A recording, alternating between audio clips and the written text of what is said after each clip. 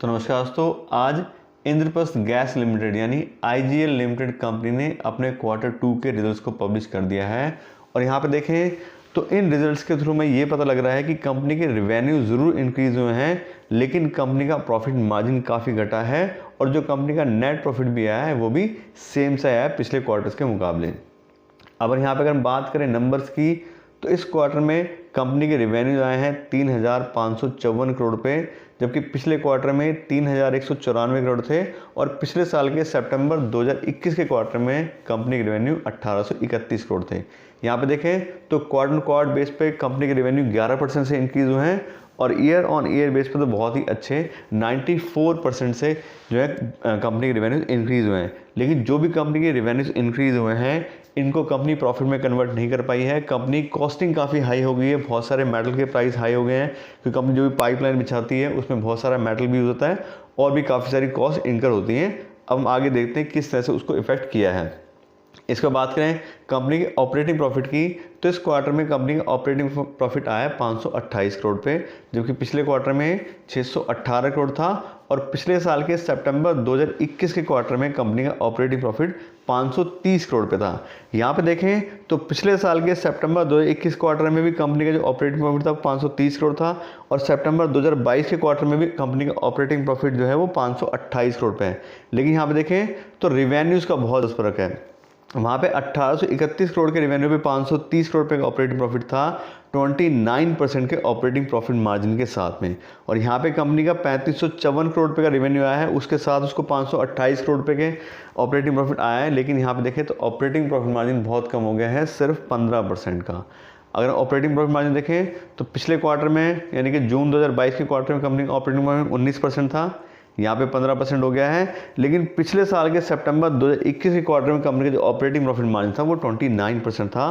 तो इस क्वार्टर में या इस साल में हम कह लें तो कंपनी के ऑपरेटिंग प्रॉफिट मार्जिन बिल्कुल 50% के आसपास आ गए हैं। 29% से 15% कंपनी का ऑपरेटिंग प्रॉफिट मार्जिन हो गया है और ये काफ़ी कॉस्ट इफेक्टिव, मतलब जो है कॉस्ट जो है बहुत ज़्यादा कंपनी की इंक्रीज़ हो गई, इस वजह से ये हुआ है।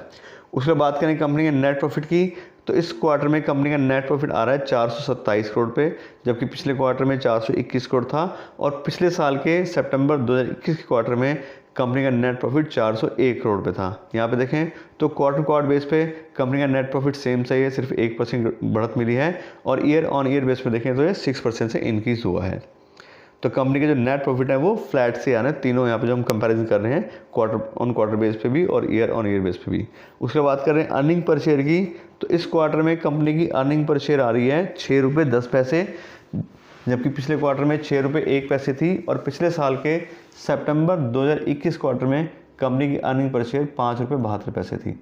यहाँ पे भी देखें तो सेम नेट प्रॉफिट तरह अर्निंग पर शेयर भी फ्लैट ही है कंपनी की, चाहे हम उसको क्वार्टर बेस पे देखें या ईयर ऑन ईयर पे देखें, तो ईयर ऑन ईयर पे थोड़ी सी इंक्रीज यहाँ जरूर दिखाई दे रही है।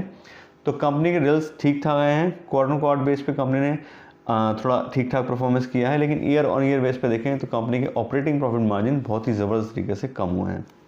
इसके बात करें कंपनी के शेयर प्राइस की, तो आज के दिन में कंपनी का शेयर प्राइस चल रहा है 382 रुपये पर शेयर और साथ साथ चेक करें अगर स्टॉक का पी बाई, तो स्टॉक का पी बाई आ रहा है 16। तो स्टॉक का पी बाई और साथ साथ कंपनी जो कैश जनरेट करती है, फ्री कैश फ्लो जनरेट कर रही है, उसके हिसाब से अगर कंपनी की वैल्यूएशन पॉइंट ऑफ व्यू से हम कंपनी को देखते हैं तो आज की डेट में एक फेयरली वैल्यूड कंपनी है, ना कंपनी ओवर प्राइस है ना कंपनी अंडर प्राइस है।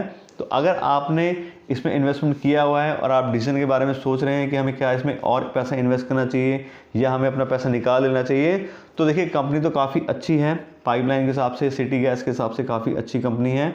लेकिन हम देखें तो कंपनी के ऑपरेटिंग प्रॉफिट मार्जिन को यहाँ पे काफ़ी कम हो गए हैं, तो बिल्कुल हमें थोड़ा सोचना चाहिए, देखना चाहिए और ज़्यादा डिटेल में कंपनी को चेक करना चाहिए, फिर हम उसके बारे में डिसीजन लेंगे कि हमें आने वाले फ्यूचर कंपनी का कैसा लग रहा है। तो अगर आपने पैसा इसमें इन्वेस्ट किया है तो बिल्कुल आप अपने जो भी एडवाइजर्स हैं उनसे बात कीजिए कि क्या इस कंपनी में हमें रहना चाहिए या अब हमें बाहर निकल जाना चाहिए। और साथ साथ रही बात नया पैसा इन्वेस्ट करने की, तो कंपनी फेयरली वैल्यू जरूर है, लेकिन जैसा हमारा कंसर्न है कि भी कंपनी के ऑपरेटिंग प्रॉफिट मार्जिन कम हो गए हैं, तो इनको दूसरी कंपनीज जो सेम काम करती हैं उनके साथ कंपैरिजन करके देखिए, अगर उनका प्रॉफिट क्या चल रहा है, इनका क्या चल रहा है, उस हिसाब से आप डिसीजन ले सकते हैं कि आपको कंपनी में रहना है या बाहर निकलना है। और साथ साथ नए पैसे इन्वेस्टमेंट के हिसाब से भी सेम स्ट्रेटजी रहेगी। तो इस तरह से कंपनी रिजल्ट्स के बारे में आपको डिटेल नॉलेज दे दी है। आशा करते हैं आपको वीडियो अच्छी लगी होगी। अगर आपको ये वीडियो अच्छी लगी हो तो उसको लाइक और शेयर ज़रूर कीजिएगा और साथ साथ मेरे चैनल को सब्सक्राइब कर लीजिएगा।